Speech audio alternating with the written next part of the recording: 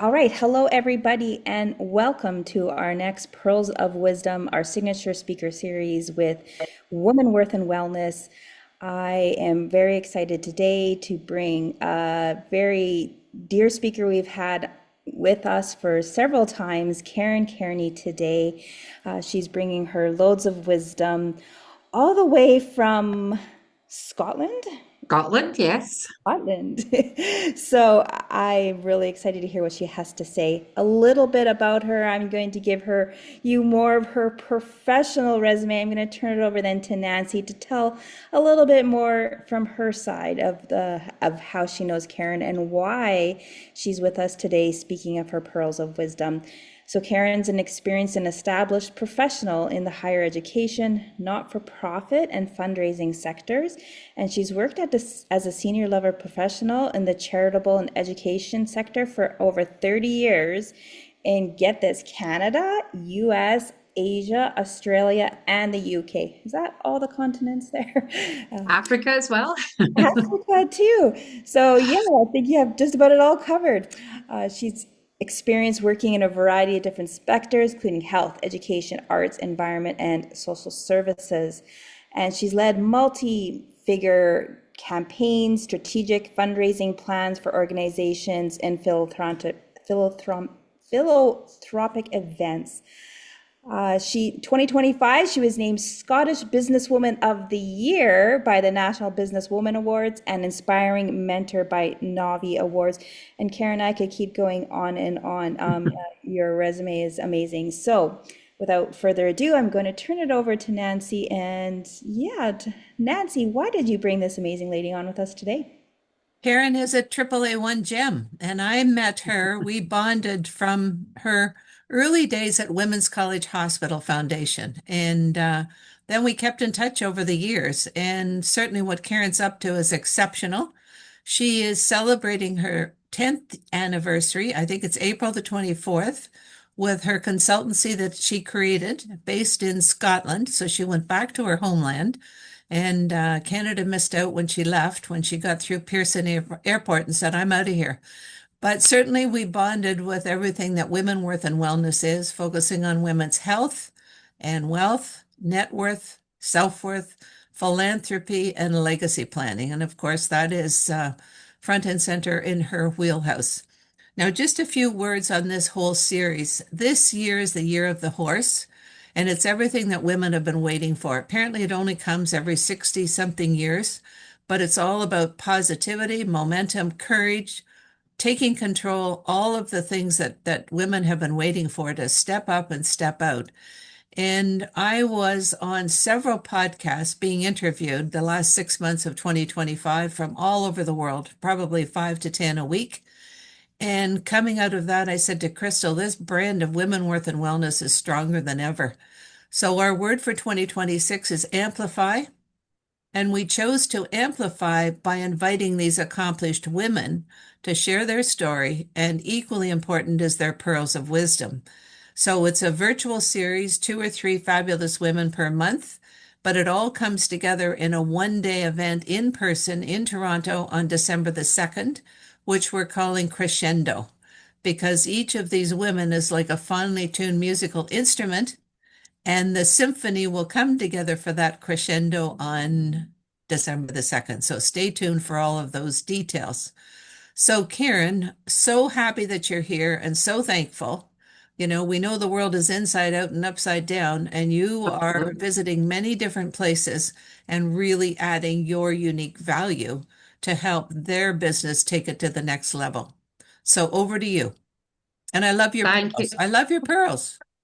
Thank you, Nancy, and Crystal, for asking me to participate in the Pearls of Wisdom series. And of course, Nancy, when you first asked me, I had that moment of kind of imposter syndrome. You know, what do I have to say about my story? And in coaching many women, I hear that all too often, and often have a bit of it myself. But then I remembered all of the phenomenal women that I have learned from over the years, and who have inspired me and who've shared their wisdom. And I think that's one of the natural things that women do, is that they share their wisdom. And so whatever nuggets people can take from today, please take them as I kind of take you through a little bit of my story. And as Nancy said, you can see I'm wearing my pearls, which are precious to me, as I bought them as a gift to me for my 60th birthday a few years ago. But I also did a little bit of digging into the significance of pearls ahead of today as well. So I do love pearls, but they actually symbolize quite a lot that relates to what I have to say and what this series is about. So they're a symbol of purity and wisdom, and they're treasured across cultures as emblems of both beauty, but that kind of inner growth. And they're symbols of protection and transformation. And someone described them as the start as an irritation in an oyster that transforms into something beautiful, overcoming hardship, building resilience, and turning challenges into strength. And so you obviously chose the title well, Nancy, in Pearls of Wisdom, because it really is fitting for both this series and hopefully some of the things that I have to say today. As Nancy said, we're welcoming the year of the horse in the lunar calendar, and it also symbolizes determination and progress, and a reminder to move with purpose and confidence. And purpose is something I'm going to touch on in a few different ways today. And my journey began in philanthropy over 30 years ago with another Nancy. And Nancy Griffin knows this Nancy well. And at 22, having just immigrated to Canada at the time, I had no formal education. And I was introduced to this remarkable philanthropist who saw something in me.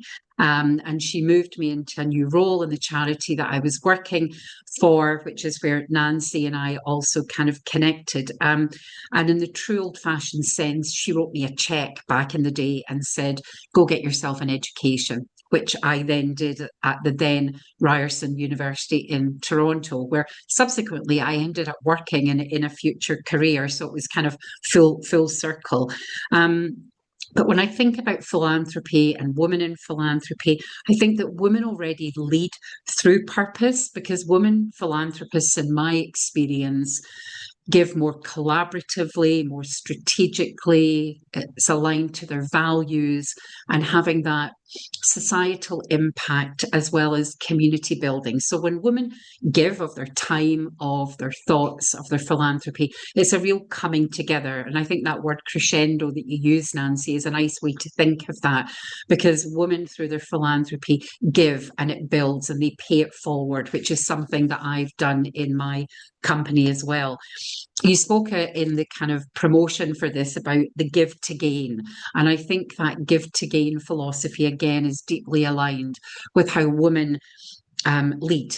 Again, collaboratively, building impact. And it reflects that cycle where generosity is both time, talent, resources. It's a whole host of different things, but it creates reward and return for both ourselves and for others. So many women in my experience, just kind of thinking of the business journey, often kind of, including myself, underplay or make excuses for our strengths and what we've been successful. I can count so many times where someone will say, I see that you won that award, or I see that you've accomplished this. And the natural reaction is to downplay it. And one of the things that I've learned, a very simple thing, is just to say thank you. So if someone's actually saying something, is just to say thank you. And it's a small and simple response, but it doesn't put you into that position of feeling that you have to defend everything that you're doing. And I think that, giving is never a singular transaction. It is something that transforms, again, whether that's philanthropically. I should be able to say that word. I've been doing it for 30 years. Philanthropically, or just through that generosity of spirit. And it's something I've brought to my company as well. And so every member of my team each year gets to support a charity. And so through their philanthropic choices, whether it's giving to a school that we've always given to and ensuring every child in that school has an ice cream for the holidays that costs a few £100s, or whether it's supporting a multi-million-pound or dollar campaign. So when I think of when I began my business and why I began it, often the way that many women did, a mixture of courage, necessity, and a willingness to leap before I probably fully knew what I was getting myself into. But I built something from nothing, carving out a space where my voice, my values, and vision could exist. And like every entrepreneurial journey, it wasn't linear, it still isn't. And it was shaped by missteps, intuition, a bit of grit, and a continual personal evolution. And so, as Nancy said, this is a big year for us. We turned 10. And since I established the business, I've learned so much from so many amazing people. But there's three things I'm going to kind of focus on today. And one is crisis in the classroom, where the deepest lessons are learned. I mean, how true a statement is that? We've all learned so much. And crisis is not the only way to learn, but for me, it kind of focuses the mind more than just that point of reflection. So this year's the year of the horse, and last year was the year of the snake, which was characterized by moving with purpose and precision and kind of relinquishing what no longer serves you and not fully even appreciating that we were kind of in that lunar environment. We began to do that at the company. We began to kind of focus on what was no longer serving us personally and professionally and trying to really focus. And I should have paid more attention because there was a lot of change and a lot of disruption happening within the company. And again, we've learned from that as well. There's also been many global challenges, and no more than what's happening in the Middle East right now, causing fear and disruption and uncertainty on a significant scale. But also on a daily scale of people's inability to move, to travel, and that fight or flight response, which often kicks in a time of crisis. So there were kind of three stages to the setting up of my company and what I've learned in that kind of foundational stage where you're getting started, you're getting set up. I learned that people knew me as a fundraiser, but my company was an unknown entity, and we had to kind of build that brand and build that trust and confidence and momentum. So even although you've got the willingness and the grit to get started, there's some things that just take time to get going, and it's no different to philanthropy. It takes time to build relationships with people before they're kind of on board with you. And so in building the business, that was a key lesson that I learned as well. And then COVID hit. And so 2020, when COVID hit, we were kind of, 5 years into business, and I had to make some tough decisions. And it's all women, not by complete design, but women who work in our company. And I had to make a tough decision to cut all of our salaries by 50% because I knew what I had in the bank to survive and to keep us in a job for a period of time. There was no strategy book. That was my gut. That was my gut instinct about preservation of myself and preservation of the company and the people around me. And I think, we say trust our gut instinct. And I think my gut has never failed me. I don't often know what direction it's pointing me in. I think if you listen to it, it will guide, it will be your purpose compass, as I often say, it will guide you in the right direction. And so I was ensuring that people's livelihoods were maintained. And as we mature as a business, we've got a more established customer base, we have a better brand, but cash is king, and cash flow is what keeps me awake at night because I now have 5 people who work in the company, and it's growing. And so I have more livelihoods to think about. But I think the other thing is that we all feel part of the same team, whereas at the beginning, it just felt like me starting out on my own and kind of my own venture. There's kind of 3 things that I kind of have built in as a result of the different stages is that we continue to review. I'm always looking back, reviewing where we've come from, what we've achieved, what have we learned, what mistakes we don't want to make again, and what lessons we've learned from them, and what mistakes we keep on making, because you will keep on making the same mistakes, but it's what you learn from them. And then the team has dialed up a real self-awareness of who we are as individuals, how we work together, how we're perceived by our clients, by our competitors, and really trying to put out that great level of transparency and authenticity, which I think is something that we're known for. And I think you can only be that if you kind of live those values and don't deviate from those values. And then recharging. So kind of taking what you review and reflect on and how you recharge that into yourself personally, but also into the business. I sometimes refer to it as dancing in the moment, like just kind of sit with that discomfort a little bit more often than you would like to, because for me, that's where curiosity and questioning comes to the forefront. And when I'm curious enough to ask the tough questions that often I know the answer to, is where I find the kind of right path. And sometimes that little light bulb just kind of goes on. So staying in that space a little bit longer has served me well. And it reminds me of one of my favorite quotes from Robert Hastings. It's a poem called The Station. And the quote is, "Regret and fear are twin thieves who rob us of today. And I try not to let that happen. Not to rob myself of anything that is in the moment today." And so don't wait to live your life. Courage arrives through acting, not through permission. And I hear all too often, as I'm sure you have, the story of, the person who's worked so hard for their retirement, something happens to them, they fall ill, and takes away the dream and what they've been focusing on.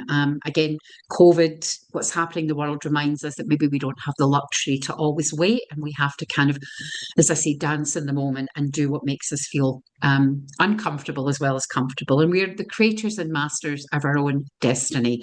And we can't sit around waiting for that gold day to happen.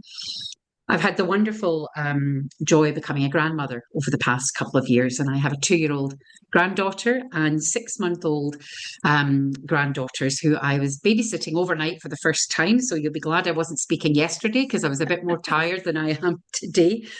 It's really made me see life through their eyes. They're the future generation. And what world am I leaving for them? And what can I do to kind of help guide their path, but also the future that we are creating for them? And so last year, after thinking about it for some time, I decided that I wanted to work 4 days because I wanted to spend a bit more time with my granddaughters. And I agonized over it. I mean, such a small thing. And I really thought, will my team think I'm not working hard enough? Will they think there's something wrong with the business? Will they think ill of me for taking the time? And when it happened, they embraced it because it taught me a lesson, which is one, you don't need to be liked to lead, and that rest is a strategy, not a weakness. And so by having that rest, I give my granddaughters something, but I give my team something by not being here and allowing them to thrive as well. So I see that the world actually expands when we give ourselves permission to breathe. So, and it's such a saying, don't sweat the small stuff, but it's so true. What I thought was such a big thing was not a big thing at all. And the third is purpose is the compass. And this is something I was speaking to Nancy about. I'm 63 this year. I'm not retiring anytime soon, but you're kind of going through the stages of your life and what your purpose is, and it changes. And I kind of want to say that I keep my compass, my purpose is my compass going into these next few years. So what can we control? What can we influence? What we can accept? And that's a kind of tool that I use in coaching as well. And especially with this geopolitical climate, the uncertainty, I want to make sure my compass is pointed in the right direction. And Andrew Carnegie, the great Scottish American philanthropist, he believed in possibility, peace, and self-improvement. Philanthropy was at the heart of everything that he did. However, his wife Louise Carnegie, the quieter and often overlooked force, and the woman who shaped the legacy behind the man, was often behind the scenes and is not as well known. But women have always moved the world, even when history failed to record it. And influence does not always look loud, but it needs to leave a mark. And so I think today visibility matters, and we must claim that space for women. And my granddaughters remind me of that, that we need to kind of ensure, as I said, that we keep their compasses pointed in the right directions for them as well. So as I move into this next kind of stage, I just kind of wanted to share a kind of few things with you about what I'm hoping will continue to guide my values. And so before making key decisions, I ask myself 3 things. Is this aligned with my values? Will this move me forward? Is this fear speaking or growth? And they're simple statements, but they're how I want to make choices. I'm not saying I always do, but it's how I want to make choices. And that CIA that I mentioned, what can I control right now? Well, I can't control what's happening in the world right now, but I can control how I react, what my responses are, and how it affects me. So that's something I can control. Influence, what can I shape or shift? Again, I can't always control when we win business, when we don't win business, but I can influence you through sharing the good work that we do and showing the impact of that. And what must I accept? And in the words of Frozen, sometimes we just have to let it go. But it's kind of like, there's just sometimes this is my anchor. If I just have to accept certain things that I can't control. And so some of the things I just kind of want to leave today as my mantra of purpose. So purpose is a daily practice, not a destination. Using that framework to navigate challenges, purpose becomes real when you choose it intentionally. Reinvention requires shedding first. So, like the year of the snake taught me that sometimes the old skin has to be released before the new chapter can begin. Nothing is wasted, though. Everything transforms. So, what we think, I've spent time on that. It's never wasted. It will come up when you least expect it. Your story is power. Own it. And from founding my business to surviving our toughest years, the journey has carried wisdom. And the story you once thought was ordinary becomes extraordinary when you share it with others, as others have shared with me. Change is the only constant, and we need to meet it with curiosity.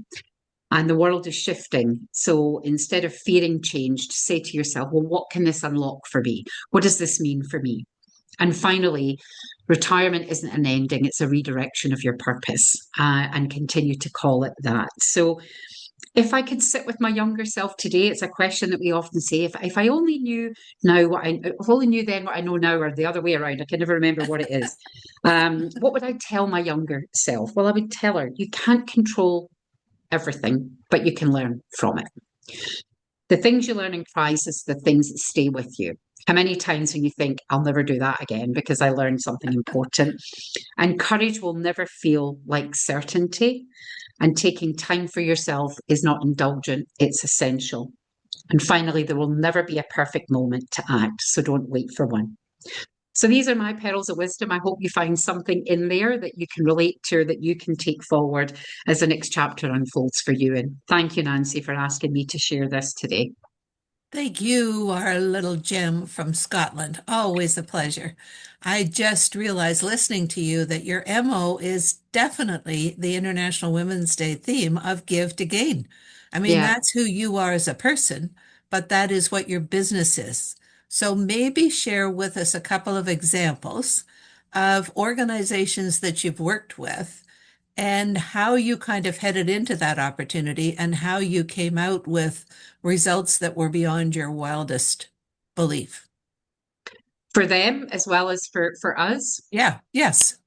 Yeah, I mean, I mean, we work internationally with not-for-profits, charities, universities, schools, and I say this, and I give a couple examples of where we've learned.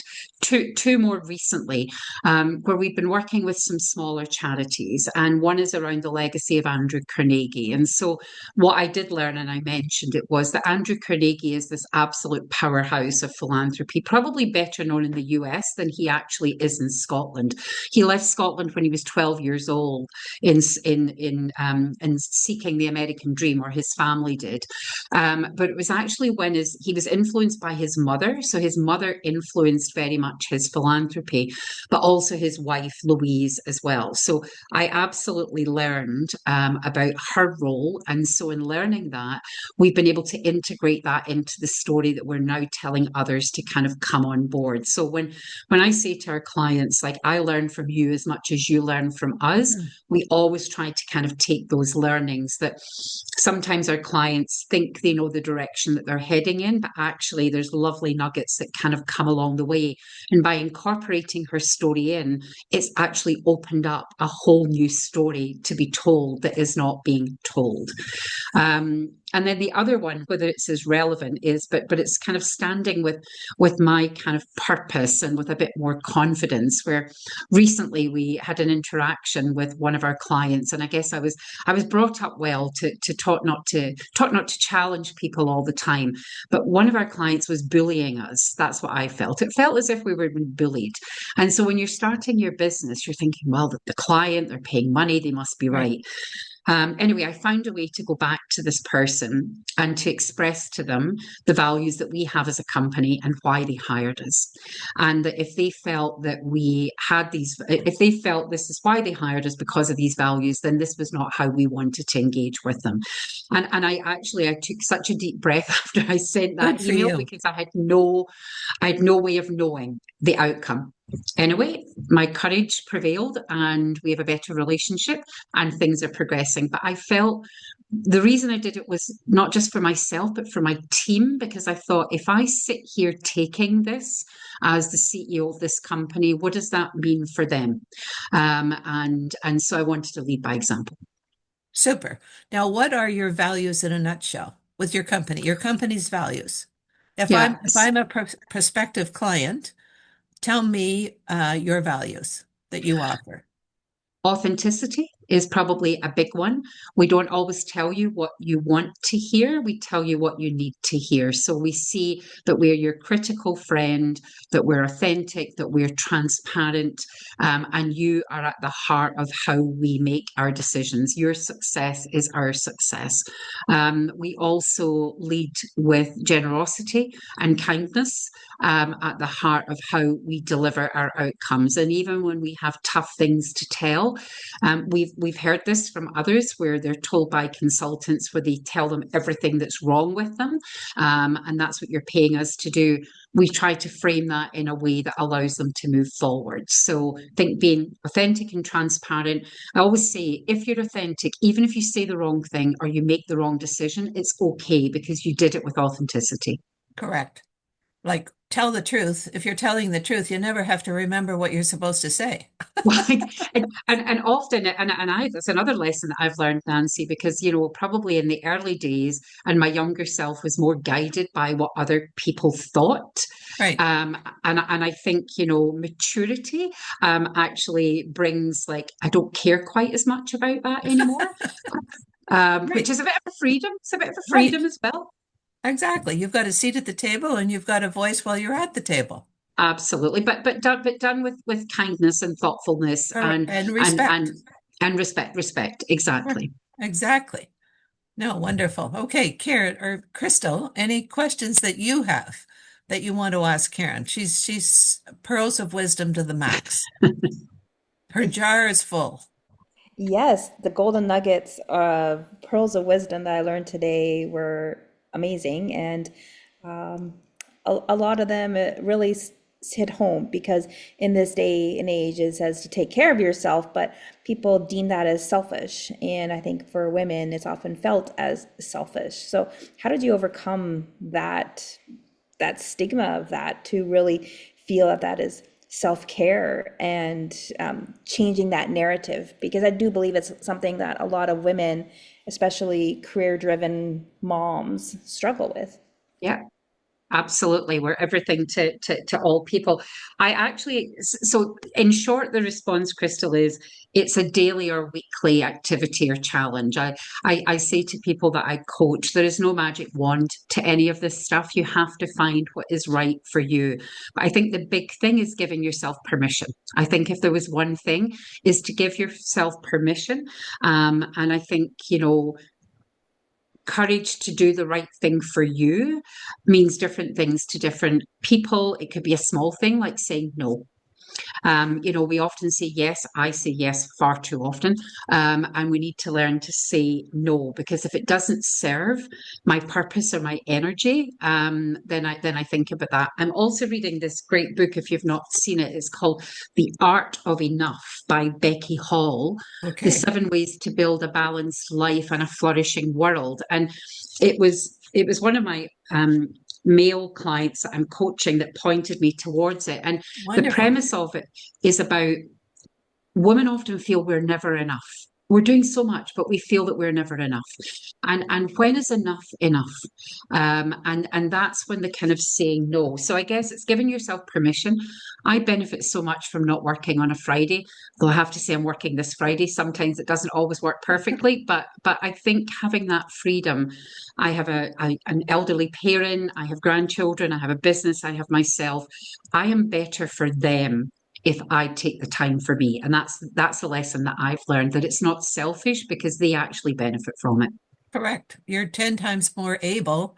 That it's interesting when I did all these podcast interviews, that came out as a common theme that women don't feel that they're worthy. And the worst thing that you can call another woman is that she is very selfish. Very Yeah, selfish. Well, guess what? That's exactly what you're supposed to be because you are the number one asset and yeah, you are the treasure. So if you don't look after yourself, then yeah. you're missing opportunities beyond your wildest imagination. Yeah. And your tank is never 100% full either, but you need to top it up and you need to top it up with whatever you need for you. And, I coach many women who feel that they don't need the rest. And I have to appreciate what is important to some people, but there always will be something for you. So for me, and I've said this before, in the morning, having 15 minutes on my own to Yes. drink my coffee with no Right. noise, with no phone, with that's a gift. And so we need to take it in small chunks. It's not the spa day or the holiday, like it is the little things that we can take in a day to Mhm. just breathe and be that I find, top up my tank. Invaluable. Definitely. Yeah. Yeah. Definitely. Well, again, on these podcasts, I said you live your life like a split screen scenario because the negativity always pops up first. Deal with it and then fade it to black. And then Yeah, focus on all the positives and find a way to make the positives more positive and keep building absolutely. that way. Keep building. Yeah. Okay. I Any often say questions that. from our guests? Yeah. I often say that for women that I just believe we are the life givers of our family, our businesses, our world, our communities. We give and give and give and give so much. So I see it like a battery. And, the more I give, the more the charge goes down. So taking that time to charge it up. And sometimes Absolutely. I have to charge myself and not rely on others to charge that. It's not my partner's job or my kids or anything like that. He has his own ways to charge. But but So, all but also as well, it's not the other thing I've learned is not to take on board other people's limitations of themselves and enforce it on you. That happens quite a lot, and it could be people look at our lives or people and they form an opinion and they project that to you, and sometimes you think, is that me? So if people look at me and say, well, I don't know how you travel around the world, you do this, you do that, you must be exhausted. And I used to think, yeah, well, I am. Now I actually stop and think, well, actually, no, I'm No, I'm not not. exhausted. Right. I'm actually energized by it because that's me. You might be exhausted by it, but I've done things to make sure that I've got the energy to do this. So that's the other thing that I've learned, is not to be have other people's limitations put on me. That's a key point. That's a key Yeah, point. Otherwise, yeah, you get sucked in like a vacuum. yes, absolutely. yes.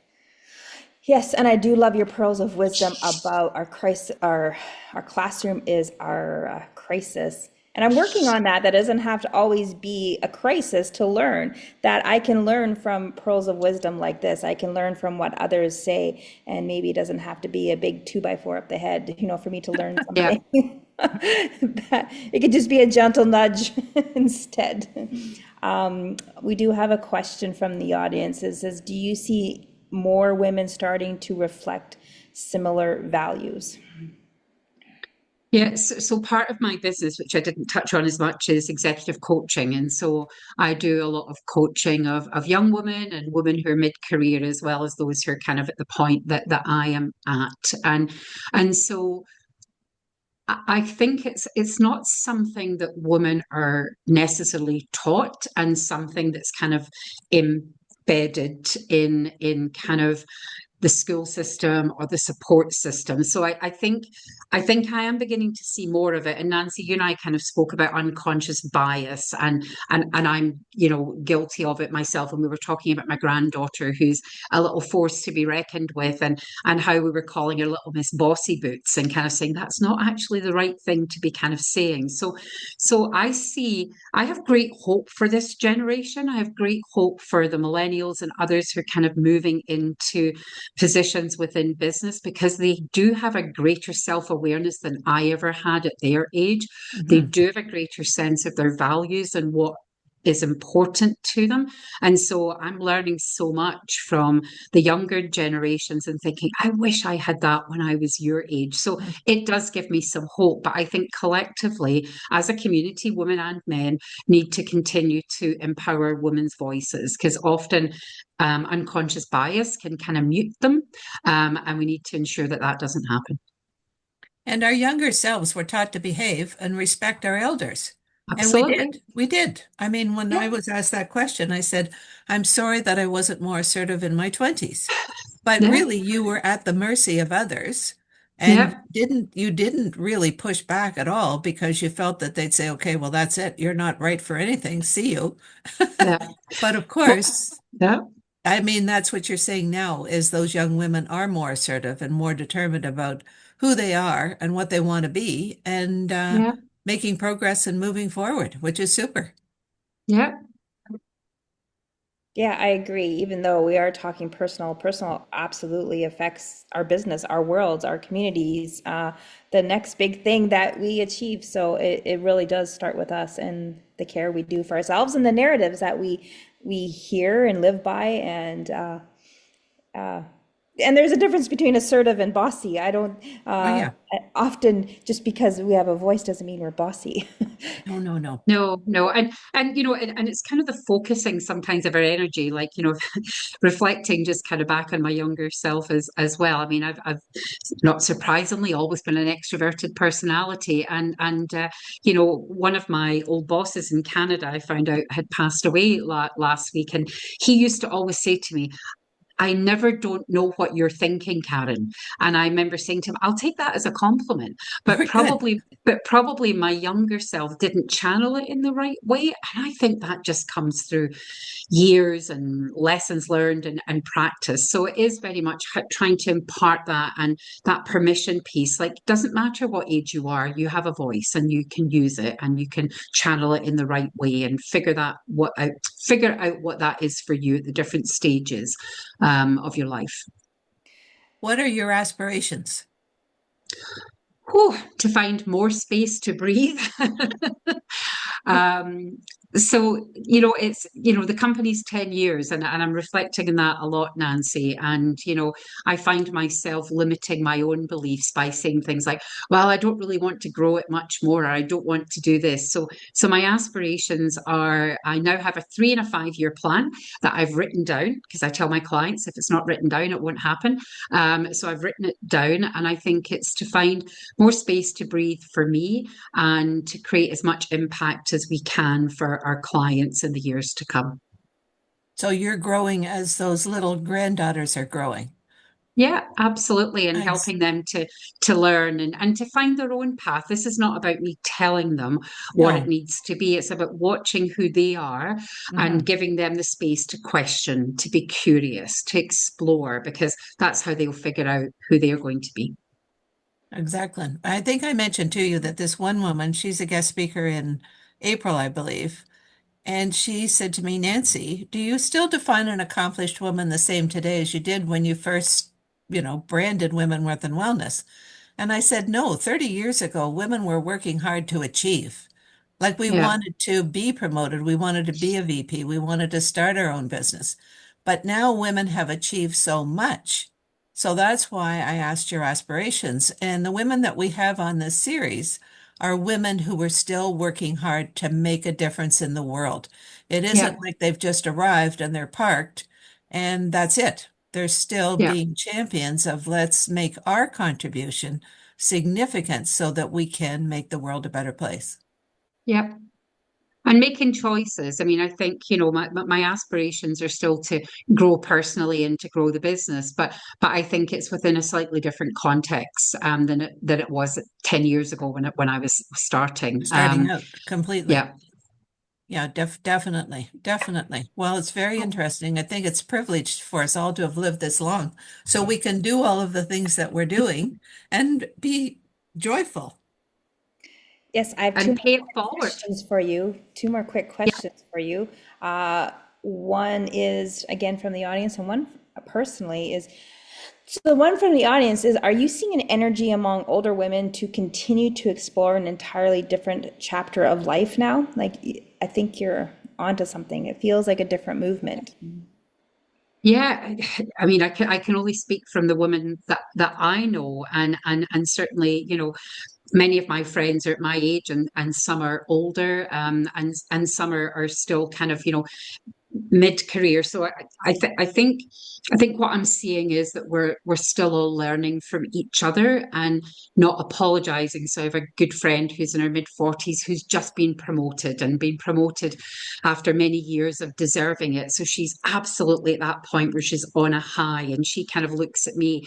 And the interesting thing is she's not saying, "Oh, I wish I was where you are," because she's where she needs to be kind of right now. Then I have a good friend of mine who turned 70 last year, and I think she's giving herself more permission to travel and to do things and to not hold on to it. And she grew up in a generation where you saved your money, you didn't spend it, and in particular, you did not spend it on yourself.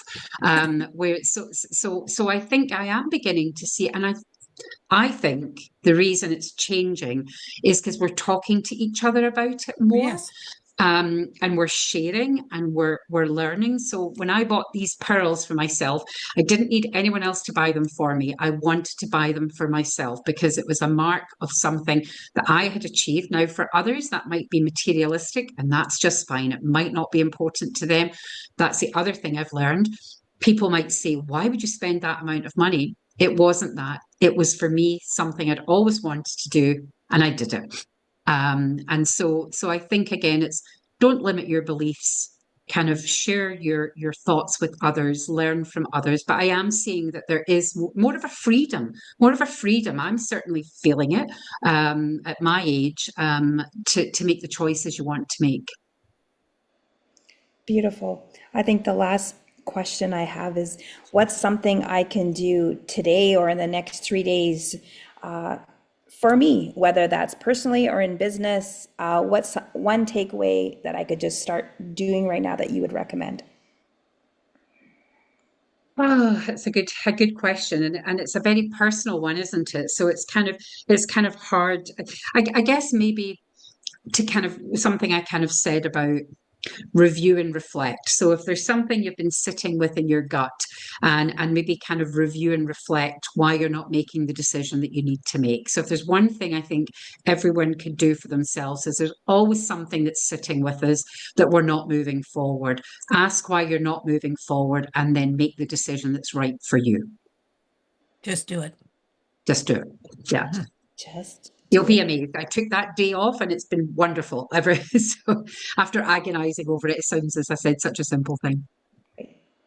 I heard about, we have Arlene Dickinson in Canada, who was one of the original dragons. She's a force. Anyway, she was at a women's summit event in Ottawa, and there were apparently 400 plus women there. And she said, ladies, put your arms up. So they go, she said, put your arms up. Like, put your arms up. And I thought, oh my goodness, that is the logo for Women Worth and Wellness. It's like, yes, like I Yes. am worthy. And it's like what you just said. If you've got something, do it. Like move Yeah. forward, step up, step out, and know that you're worthy to make a difference doing what you want to do for you, which ends up Yeah. having a ripple effect to the rest of the world. Yes. And I Give it think your if you all. hold on to it too tightly, then others don't know what you're either agonizing over or celebrating. So I think you need to share it a bit more. And I've learned that when you share, the world will respond in the right way. And I know that sounds a bit kind of out there, but No, but that's whatever super. it's kind of whatever response is supposed to happen. And I've learned that when we went through a very tough time last year, once I started to share it, once it released the agony from me, but things started to shift, things started to change. Okay, say that again. Say that So, again.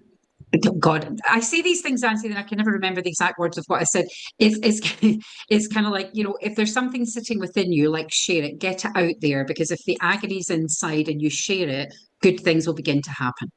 Okay, there Yes. you go. Super. All right. Great. Any other questions, Crystal? No, I think that's it. We're all just, Motoring along. Okay, yeah, well, I'm just gonna go do it now. Karen, once again, you were a perfect example of IW Day, International Women's Day 2026. Give to gain. It's in your heart. You're nonstop. You've always been generous. We've always loved having you on these virtual events, but obviously we've done some things together in person. I Yeah. know you're coming at the end of the May, so or end of May to Canada. So we'll see Yeah. what I might be able to organize then, because I know you are an ongoing gem with many, many, many pearls of wisdom, not just the ones that you wear, but the ones that you share. And generosity to the max, which is really what we love. And with humor. I think the joy of I'm laughter is Scottish. It's the one thing we bring in abundance is humor. exactly. And gratitude is always the secret sauce. So thank you so much once again. Obviously, we will have this replay sent to you, and then you push it out to all your friends and family and anybody who you think might be interested. Great. And so our next speaker is on March the 20th, and that is Sarah Chapman from Manulife. And I saw her post on LinkedIn. She had just been at a conference in San Diego, Manulife. She's VP of Marketing for North America. And Manulife is focusing now on health plus wealth equals longevity. So that's when I approached her and asked her if she'd like to be a guest speaker. So delighted that she's going to be March the 20th. And then March the 20th, 25th, we have Adrienne, who just finished a one-day summit in Toronto, and it's very simply called I Am. And again, she gave out rock star awards. There she is, and just a gem, just shooting the lights out everywhere she goes. I think I also mentioned there's Mona right in the middle at the bottom. Mona was our guest speaker last Friday from Beirut in Lebanon, a gem, AAA1 gem. And of course, Saturday was when all this bombing and craziness began. She's now in Beirut trying to get a flight out. She has a home in Atlanta. And so we never know. We never know what's going to happen from one day to the next. But again, a really, really special person. So, Karen, thank you again so much. And I'll see you when I see you, definitely when you're here. And congratulations again on 10 years on April the 24th. Thank you, Nancy. Thank you, Crystal, and Moira and Lorraine as well. Thank you so much. Okay. Happy trail. Bye. Yeah, giddy up. You're the horse. Giddy up, right? Thanks. Okay. Bye.